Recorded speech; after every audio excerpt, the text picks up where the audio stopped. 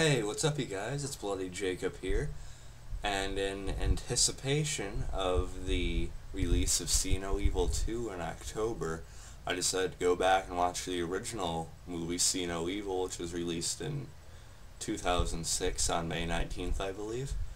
And yeah, so I just went ahead and watched See No Evil on demand last night, and I had actually never seen the movie all the way through before.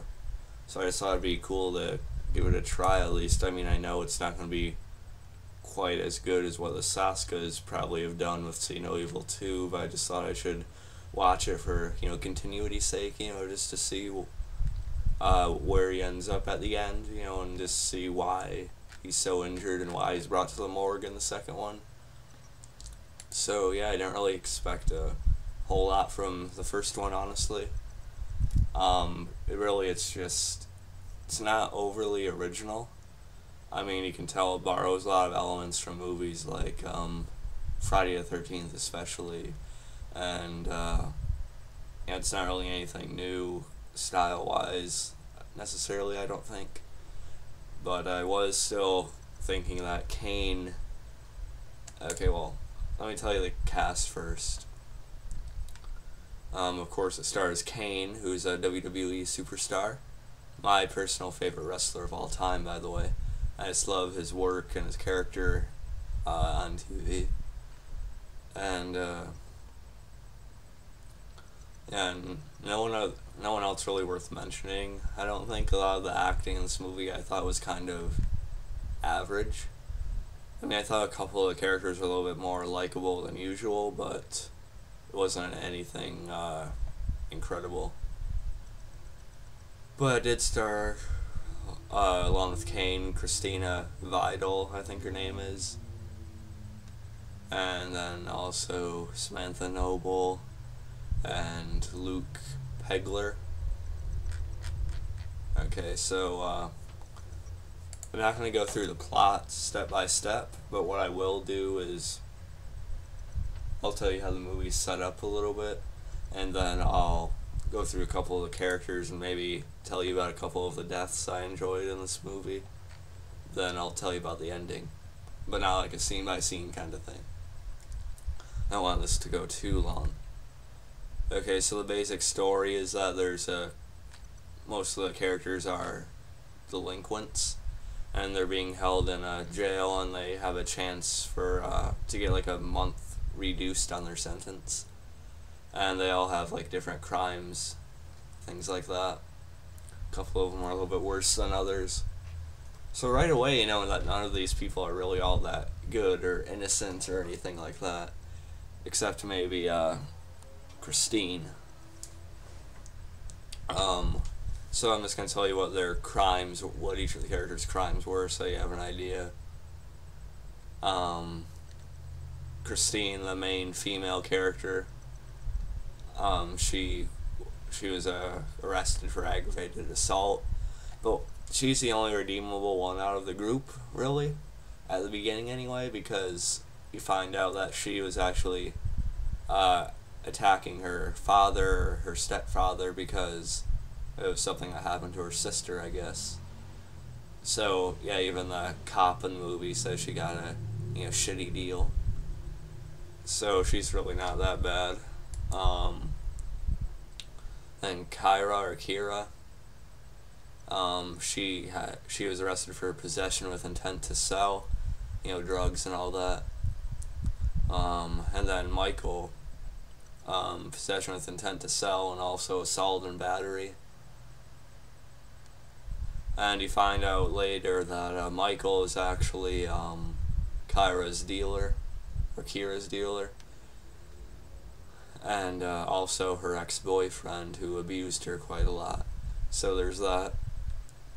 And then there's this, of course, that stuck-up bitch in the movie. Her name is Zoe or Zoe. Her crime was shoplifting, and you see her stealing in the movie from different people and everything. So yeah, she's gonna die.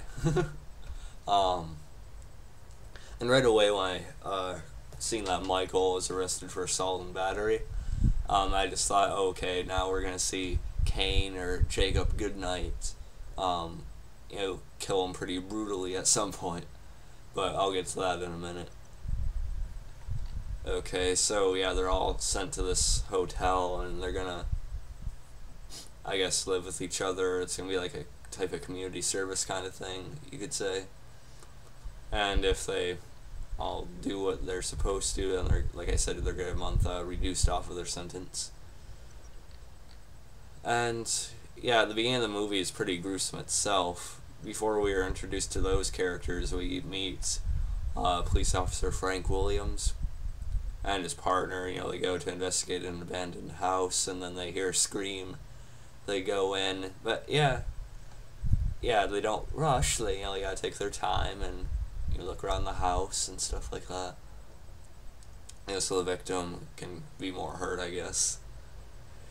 But when they find the girl who is screaming, we see her eyes are completely taken out, but she's still alive, which is pretty freaky to see. And yeah, by the way, like some of the this is probably a little violent for some of you guys, but if you've seen horror movies before, it's not really anything too over the top than compared to what you're used to, really. And so Frank's partner is eventually attacked by Jacob Goodnight, or Kane, with an axe, and he's killed. And he also chops Frank's arm off with the axe, but Frank actually fires his gun and it goes through Goodnight's head, but Goodnight still runs off, which is pretty interesting. That's another question throughout this movie, whether Goodnight is really just a human, like it's really messed up in the head running around, or if there's something a little potentially supernatural about him. We're not really sure. But I think for the most part he's really just a human in this one anyway. Okay, so there's that, and I already told you about the other characters you get introduced to. And like when they get to the hotel, there's this older lady named Margaret, I think. I hope I'm getting the name right. Let's see. Yeah, okay, we're just gonna call her Margaret. It's this older lady who's supposedly running the hotel, or helping with the program and stuff like that. She watches over the place supposedly, and and so you see what you think probably happens as far as kills go.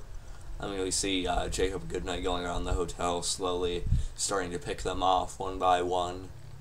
But there are a couple decent kills in this movie, and a couple deaths I didn't expect as soon as they happened, which is actually kind of nice, because like I said, I picked out a couple people I thought were going to die brutally, and at least one or two of them didn't. And there was one death I didn't really expect as soon as it happened. So I guess there was a teeny bit of unpredictability as far as deaths go in the movie. Like Frank, the cop that survived that first encounter with Goodnight at the beginning of the movie, he's actually killed off pretty quickly. I didn't really see this one coming. When Kira, the girl with the drug problems and the one with the abusive boyfriend, she's taken by Goodnight and held captive, and she has all these religious tattoos on her and things like that, which kind of ties in with Goodnight's history, which I'll get to in a minute. So when they're out, when the cop, Frank, and Christine are out looking for her, Christine really wants to go with them and help them, but then there's this hook that comes down from the ceiling and just nails Frank and goes right into his jaw and into his mouth and stuff like that, and he's done. He just gets pulled up, and you hear a couple shots from his gun go off, but his body just gets dropped to the floor and he's dead, which I didn't really see coming, honestly. As well as kind of a death I didn't see happening, or at least so early in the movie. Let's see. Yeah, that's another freaky thing about some of the ways Goodnight kills in this movie. You know, we see he really enjoys taking out the eyes of his victims. He actually does it while they're still alive, too, and he just put his fingers into them and just start pulling the eye out. That was just pretty brutal. You don't see that. We don't see eye deaths or eye removal happening all that often in horror movies from what I've seen, though, so that's one of the more original things about it, I guess. And it's kind of funny, I read another alternative title they had for the movie, or like an original title they had before they decided on See No Evil, is actually called the I Scream Man. So yeah, it's cheesy, but you get what it's pointing to. So it's kind of funny. And of course, there's two guys who were arrested for computer fraud. That was Richie, and Ty, he was arrested for breaking and entering and possession. And, you know, they're looking for this safe that's supposedly in the hotel that Richie knew about, and it's supposed to have all this money in it. So that's what they're doing, and yeah, Richie gets killed. He gets his eyes taken out, and yeah, Ty eventually gets killed as well. And sorry, I didn't really warn you guys about spoilers, but really this movie's been out since 2006, so I'm kind of assuming you have seen this by now. So let's see. Yeah, it really comes down to Goodnight with Christine, Kira, Michael, and Zoe as the survivors, or the final few towards the end. And yeah, remember Zoe was one that was arrested for shoplifting. I'm just adjusting my camera a little here. Yeah, Zoe was the one arrested for shoplifting, the blonde one, you know, stuck-up one. And yeah, she gets arguably one of the most brutal deaths in the movie, or one of the most original deaths in the movie, I guess you could say. She gets her phone, or a phone she stole, literally shoved down her throat by Goodnight. I honestly, out of all the horror movies I've seen, I've never seen someone die by getting a phone shoved down their throat, so I guess I'll give credit to him for that. So that was kind of fun. Alright, sorry, someone's walking outside, and anyway, so like I said, after that, I sort of predicted that Michael, the abusive boyfriend, the drug dealer, arrested for assault and battery, I sort of thought he was going to try to fight Goodnight, and then he'd get a pretty brutal death.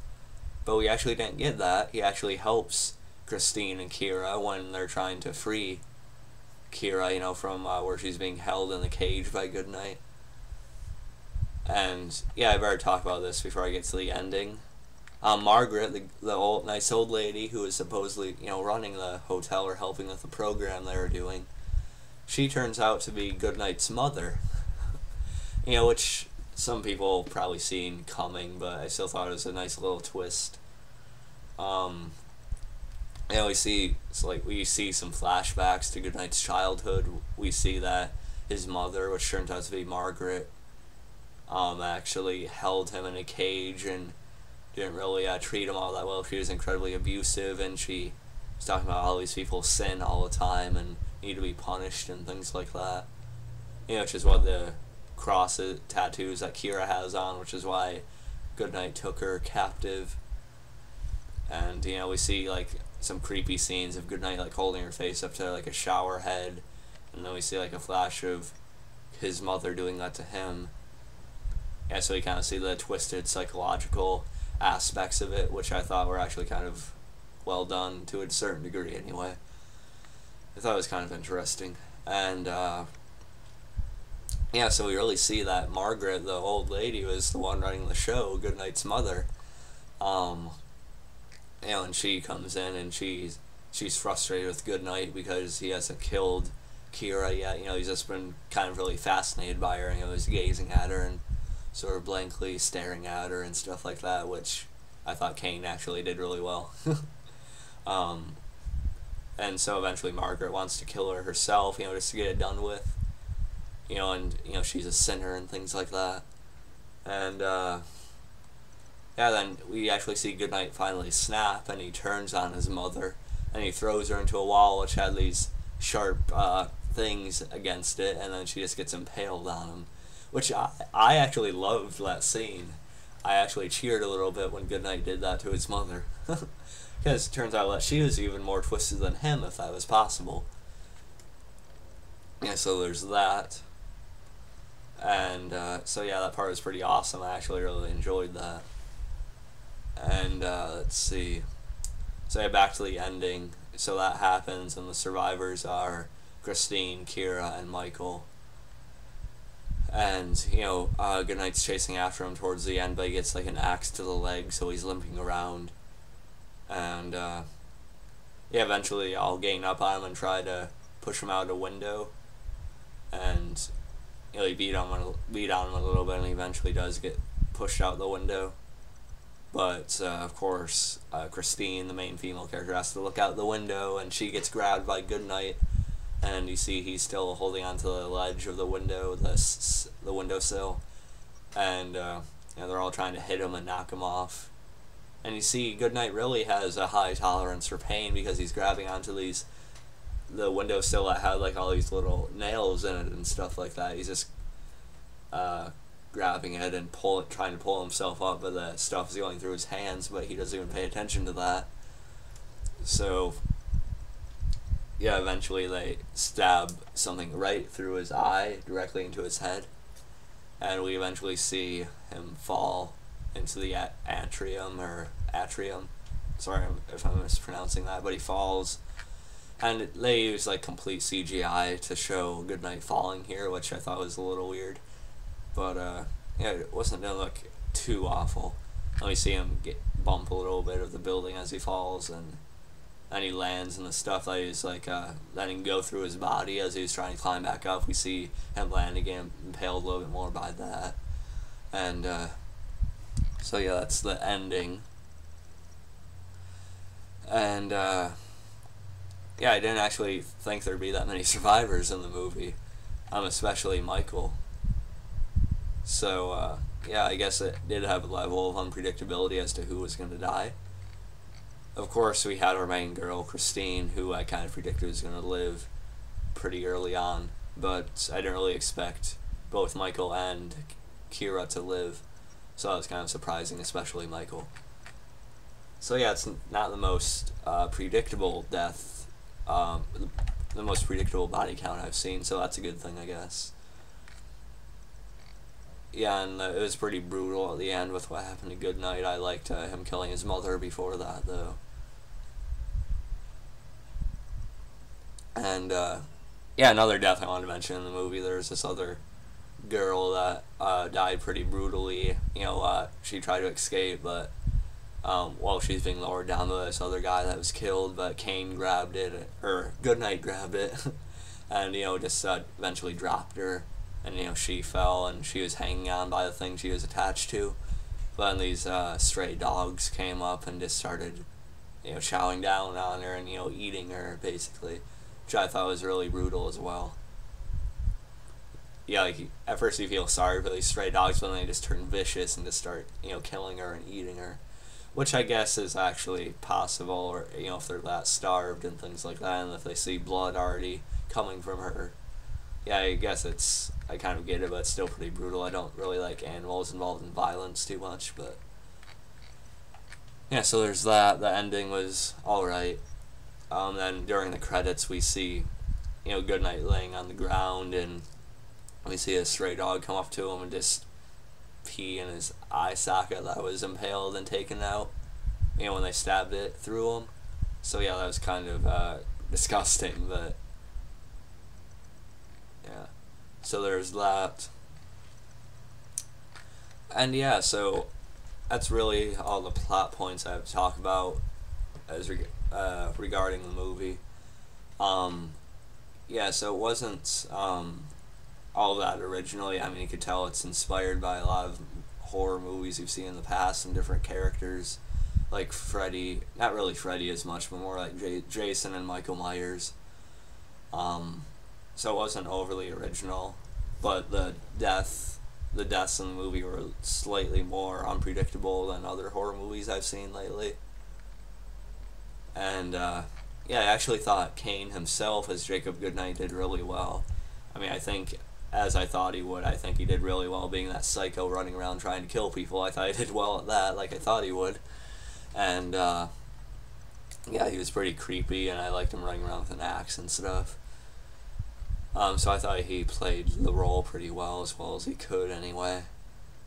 And yeah, I liked the flashbacks to his childhood with his mother, you know, showing how she was really twisted his mind by, like, even when he showed him bringing a girl home, and then she tied her up and, you know, pulled her eyes out and made Goodnight look at him. So yeah, you could tell he was just too messed up too early on to be changed. You know, it's one of those things where you wish it would have worked out differently for him. Like, maybe he killed his mother, then he let the girls go or something. But then you remember, oh, yeah, it's a horror movie, so of course he's not going to stop trying to kill them all. Which actually does make sense, too. I mean, if you think about the psychological part of it. You know, his mind's just been too altered for too long, and he, you know, still keeps trying to kill the rest of them. So yeah, I enjoyed the Goodnight character. I thought he's played well by Kane. Who again is my favorite wrestler of all time, by the way. And yeah, I'm definitely, yeah, it wasn't a bad horror movie by any means. It wasn't very original, but I didn't think it was bad. I thought it was actually pretty enjoyable. Actually, one of the more enjoyable slasher type of horror movies I've seen in a long time, really. So yeah, I'm definitely going to pick this up on DVD when I get the chance. And I'm definitely looking forward to See No Evil 2 being released in October 17th for video on demand, and October 21st for DVD and Blu-ray, by the way, for See No Evil 2, which is going to be direct to DVD as opposed to the first one that I was talking about, which is which got a theatrical release. So yeah, I'm definitely expecting even more out of See No Evil 2 in October, considering the Saska sisters are going to be behind that one. You know, they directed it, and they also have Danielle Harris in the sequel, and as well as Catherine Isabel, both amazing horror actresses.